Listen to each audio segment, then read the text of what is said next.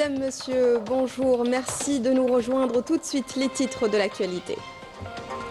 À Oran, une annexe régionale de légalisation des documents destinés à l'usage à l'étranger a été inaugurée par le ministre de l'Intérieur et le secrétaire d'État auprès du ministère des Affaires étrangères. La raffinerie de sucre de la wilaya de Boumerdas a augmenté sa capacité de production pour répondre à la forte demande durant ce mois sacré de Ramadan. Les détails dans un instant.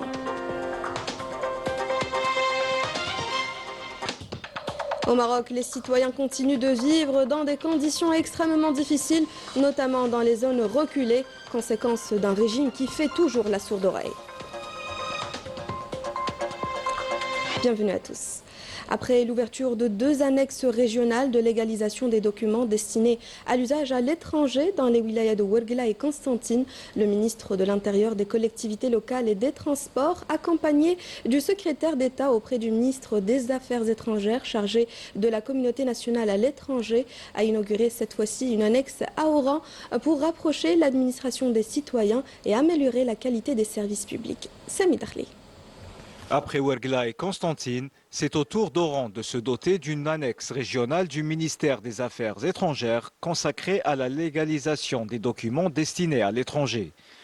L'objectif étant de permettre aux citoyens d'effectuer les formalités localement, leur évitant ainsi les déplacements vers la capitale et simplifiant considérablement leur démarche. Ils ont ouvert cette annexe à Oran, ce qui nous permet désormais d'effectuer nos démarches sans avoir à nous déplacer jusqu'à Alger. Cela nous fait gagner du temps et nous évite les longues files d'attente. Je suis venu ici pour la légalisation de mes documents. Cette initiative rapproche véritablement l'administration du citoyen. Auparavant, les démarches étaient compliquées et nécessitaient un déplacement jusqu'à Alger, ce qui demandait beaucoup de temps et d'efforts. Aujourd'hui, les habitants des wilayas de l'Ouest, comme Sidi Belabès, Mestраnem, Tiert, Rilizane et Mascara, peuvent accomplir leurs formalités plus facilement et dans de meilleures conditions. La démarche s'inscrit dans le cadre de la volonté de l'État de décentraliser l'administration, la rapprochant davantage du citoyen. L'inauguration de cette annexe résulte des instructions et des directives du président de la République Abdelmadjid Tebboune visant à rapprocher l'administration des citoyens, en particulier des membres de la diaspora résidant à l'étranger.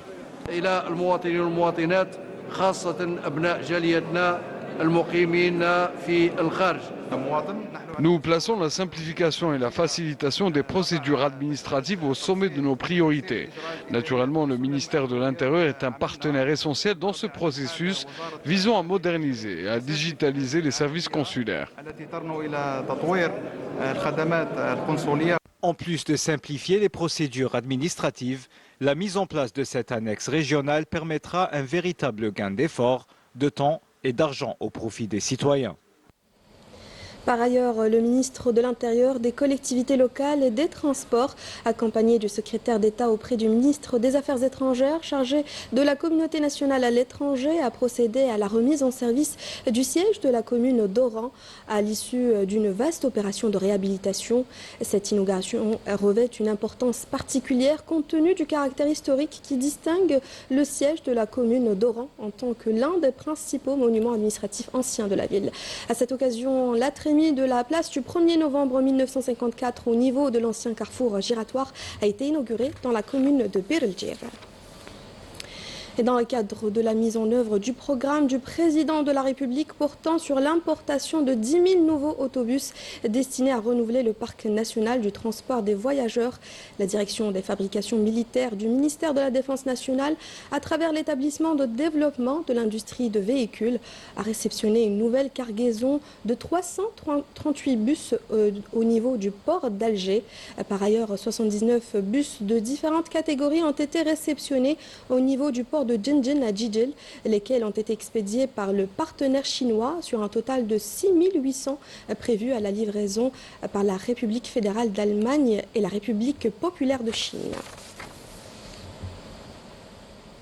On va parler maintenant de la filière lait qui connaît un nouvel essor à El Bouakhi où des fermes modernes misent sur le développement de leurs cheptels et la modernisation de leur installation pour améliorer leur production et répondre à la demande nationale. Walid Yousfi, reportage. Dans cette ferme de vaches laitières de Berish, commune d'Oumlebouari, la journée commence avant l'aube.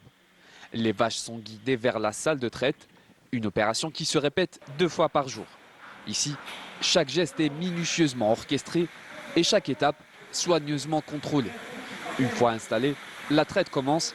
Le lait encore tiède est aussitôt refroidi afin d'en préserver la qualité et la fraîcheur.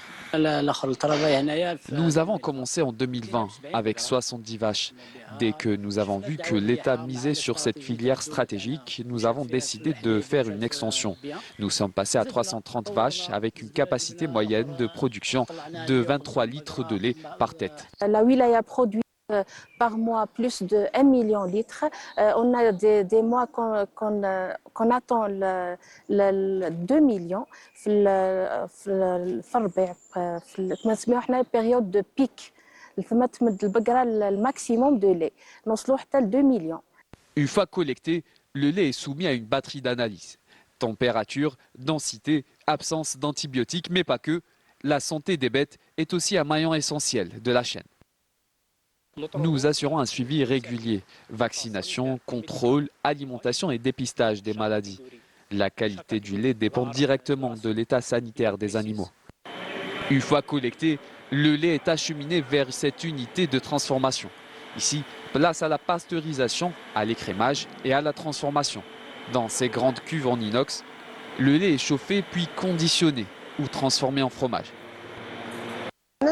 Nous transformons une partie du lait en fromage frais en fromage affiné. Chaque étape est soumise à des normes strictes de qualité. Nous effectuons des analyses quotidiennes pour garantir un produit sûr aux consommateurs. De quoi assurer un approvisionnement régulier de ce produit et donner un nouvel élan à la filière lait, considérée comme un levier stratégique et économique majeur. Et face à la hausse de la demande en sucre durant ce mois sacré de Ramadan, la raffinerie de la wilaya de Boumerdes a augmenté sa capacité de production en s'appuyant sur un programme de travail rigoureux et des procédés respectueux de l'environnement. Raouf Hamouch. Un peu plus de 9 mois après l'entrée en service de cette raffinerie de sucre dans la zone industrielle d'Orbatash, l'usine a décidé d'augmenter sa production en vue de répondre à la demande croissante du sucre en cette période de l'année. Nous avons démarré avec une production de 100 tonnes par jour. Actuellement, nous sommes passés à 600 tonnes par jour. Notre capacité théorique est de 2000 tonnes par jour. Et nous augmentons progressivement la cadence de production pour atteindre cet objectif. Grâce à des équipements modernes, l'unité se distingue par sa performance et la qualité de sa production. Elle s'inscrit également dans une démarche respectueuse de l'environnement fondée sur les principes de l'économie circulaire. La technologie جديدة c'est des machines جدد, c'est des machines européennes جبنا من l'Europe. On utilise les nouvelles technologies où on a énormément basé sur l'écologie. On est une raffinerie, une usine, une industrie 100% écologique. Le mât est retraité, on n'a aucun déchet, les déchets qu'on utilise sont réutilisés. Donc l'un des points essentiels qu'on a fait, c'était justement d'avoir une industrie écologique à 100%. Un produit de haute qualité, conforme à la norme internationale ICUMSA, qui définit les méthodes de mesure et les critères de pureté du sucre. ICUMSA est le standard qui définit la qualité du sucre dans le monde entier. Tous les raffineurs et les producteurs suivent cette norme et nous la respectons à la lettre. Cette raffinerie de sucre franchit aujourd'hui une nouvelle étape dans son développement, en visant les marchés internationaux à travers l'export. Dans l'actualité également, un ambitieux programme de renforcement des chemins de fer est lancé. Tout le territoire national est concerné par cette véritable révolution. Si le projet de garage Bilet Tindouf Béchar est achevé, beaucoup d'autres projets avancent à un rythme soutenu pour les livrer dans les délais impartis, nous dit Badia Amarni dans ce reportage. L'Algérie accélère sa transformation économique à travers un ambitieux programme. Pour développer son économie qui est déjà en plein essor, d'importants projets dans le secteur ferroviaire sont réalisés pour relier le nord au sud et l'est à l'ouest, ce qui propulse l'Algérie au 3e rang en Afrique dans ce domaine. Un investissement de 2400 milliards de dinars est consenti et le défi est relevé par des compétences nationales pour la réalisation, entre autres, du gigantesque projet Garage Bilet Tindouf Béchar, ce qui renforce ainsi le réseau des chemins de fer national. Actuellement, on a plus de 5000 km qui se rapprochent des 6000 km de chemin de fer en Algérie. Ça, c'est déjà quelque chose de bien. On est classé 3e au niveau d'Afrique. Et on compte encore faire plus, on compte y a doublé ce chiffre, Inch'Allah, avec le temps. En plus de la ligne Garaj Bilek Tindouf Bachar qui a forcé l'admiration du monde entier, d'autres projets sont en cours de réalisation, notamment à l'est du pays, plus précisément Djebel El Hadba jusqu'au port de Annaba. Donc c'est un chemin de fer qui est en cours, c'est un chemin de fer dont l'avancement, plutôt le linéaire initial, enfin le linéaire total, c'est un linéaire de 422 km en double voie et avec une vitesse de référence pour les voyageurs qui peut atteindre, dépasser les mêmes 120 km et pour le transport du minéraux qui peut arriver jusqu'à 100 km, 80-100 km. Donc là, c'est très important pour ce projet-là parce qu'actuellement, on viendra bien, Inch'Allah, dans quelques mois, enfin bientôt, au mois d'avril, on peut dire qu'on pourra achever 70% de ce projet-là. Il nous restera encore 30% qui représente à peu près 121 km qui se tendent de Réa jusqu'à Bouchegouf, qui se trouve sur la wilaya de Sougaharas et de Guelma. Ce tronçon, il n'a pas démarré très tôt comme les autres lots, donc il a démarré à peine en janvier 2025. Inch'Allah, donc tous les efforts sont déployés. C'est un deuxième nouveau challenge encore qu'on doit lever. À Annaba aussi, il y a le port phosphatier, c'est l'extension du port existant actuellement. Puisque de nombreux projets sont lancés en même temps, l'Algérie fait recours pour la première fois à un prêt bancaire auprès de la Banque africaine de développement. C'est un crédit de la BAD, dans la Banque de développement africaine, et il est temps de faire des crédits pour faire réaliser réellement les projets d'économie, de projets à consistance vraiment très importante et des projets structurants. C'est vrai que l'Algérie pourrait vraiment financer tous ces projets-là, mais pas dans les médias, elle pourrait les faire à long terme. Mais nous, on voudrait faire un grand pas en économie, et du coup, on voudrait tout lancer en même temps, donc il nous faut quand même un financement étranger. Donc c'est pour ça qu'on a demandé, finalement, Dieu merci, on a réussi à avoir ce crédit-là. Inch'Allah, on va le commencer bientôt et la suite viendra aussi pour les autres projets qui restent. L'Algérie a pour ambition de devenir un acteur clé dans le ferroviaire sur le continent africain en s'appuyant sur des investissements lourds pour dynamiser l'économie nationale. La bourse d'Alger a enregistré des indicateurs positifs au 4e trimestre, se classant parmi les marchés financiers les plus performants au niveau arabe, selon le dernier rapport du Fonds monétaire arabe.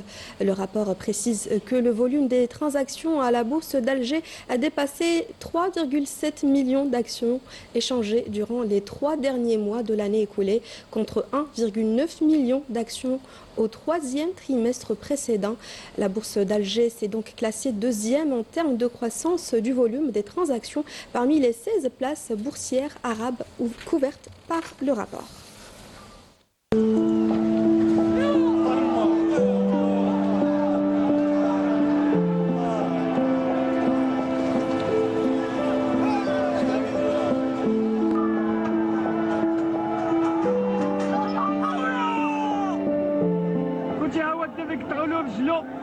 ها هو خوتي الدبي كتعولوا رجلو ها طاو عليه شوفوا رجلو فين راها طايله خوتي اللهم هذا منكر اللهم هذا منكر اللهم هذا منكر.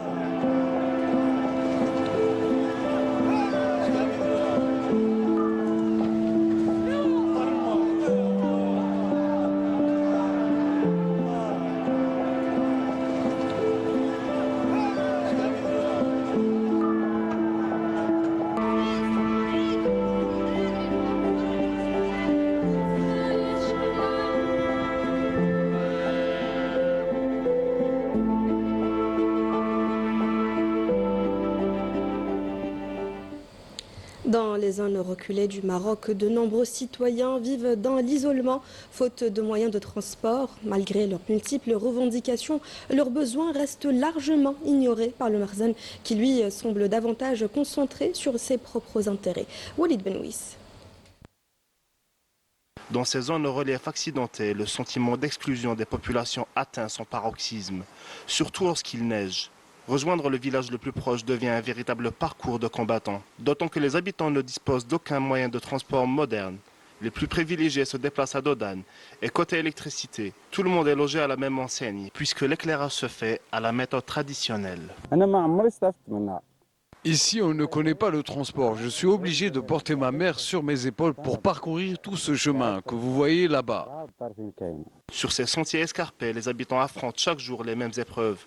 À la moindre pluie ou chute de neige, les accès se ferment pendant des mois, isolant la population et la privant des besoins les plus rudimentaires. Dès qu'il neige, la route est toujours coupée. Ce problème, nous l'endurons depuis toujours.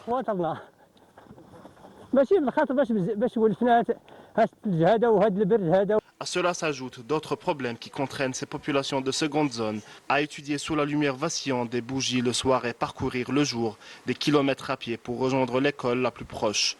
Un effort souvent trop lourd pour leurs frêles épaules. Car au-delà de la rudesse du terrain, c'est aussi un profond sentiment d'abandon qui pèse sur ces vies, nourri par le silence du Marzen face à la détresse de ces laissés pour compte. Toujours dans l'actualité internationale, un jeune Palestinien a été tué par les balles des forces d'occupation sionistes à Naplouse, en Cisjordanie occupée. Le jeune de 17 ans a reçu une balle dans la tête, tandis qu'un autre enfant palestinien a été blessé à la jambe à la suite d'une incursion de l'armée sioniste dans cette localité de la Cisjordanie occupée, où les forces d'occupation poursuivent leur opération depuis samedi après-midi.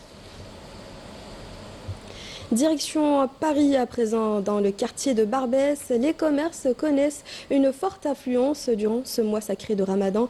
Et parmi tous les produits, c'est la Deglet Nour qui attire toutes les attentions. Prisée pour sa douceur et sa qualité, elle rappelle aux Algériens les saveurs de leur pays natal. Correspondance à Fabio Hochette. À Barbès, le ramadan ne ralentit pas le quartier, il le transforme. Les restaurants ne ferment pas, ils changent de rythme, réorganisent leur cuisine, adaptent leurs étals. À mesure que le ftour rapproche, la rue devient un véritable marché de Ramadan. Dans certaines boutiques, la file s'allonge déjà. Ici, au cœur de cette effervescence commerciale, un produit attire tous les regards. ديما كاين البركه تاع تمر في شهر رمضان سي نورمال اللي تحب العرجون يتفضل الداخل. La date indispensable pour rompre le jeûne, mais surtout la date algérienne. C'est le principal plat. Ou sinon avec du lait fermier, c'est le premier goûter quoi, on va dire. Et parmi toutes les variétés, une domine largement. Deglet Nour, la célèbre date dorée venue des palmeries algériennes. Alhamdoulilah, كلش خير. كاين النخله كاين العرجون كي الشمروك حنا نقولوا في بسكره باسكو واش راح نقول لك بلادها تاع جدودنا خلقنا لقينا دقنا.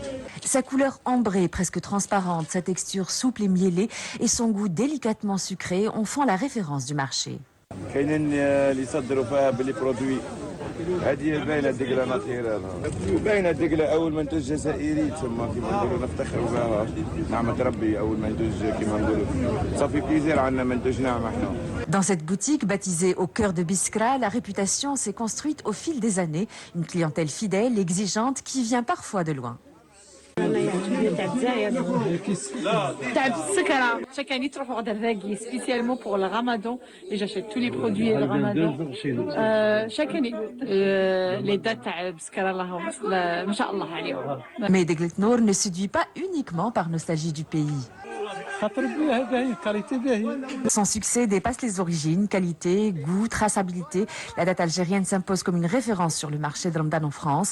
Chaque jour, des milliers de clients franchissent ses portes pour acheter quelques branches ou plusieurs kilos. Par conteneur, par avion, par cargo.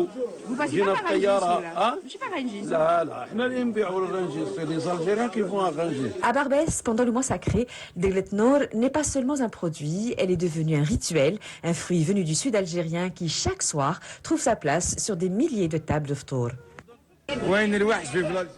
C'est la fin de cette édition. Merci à vous de nous avoir suivis. Excellente suite des programmes sur Canal Algérie.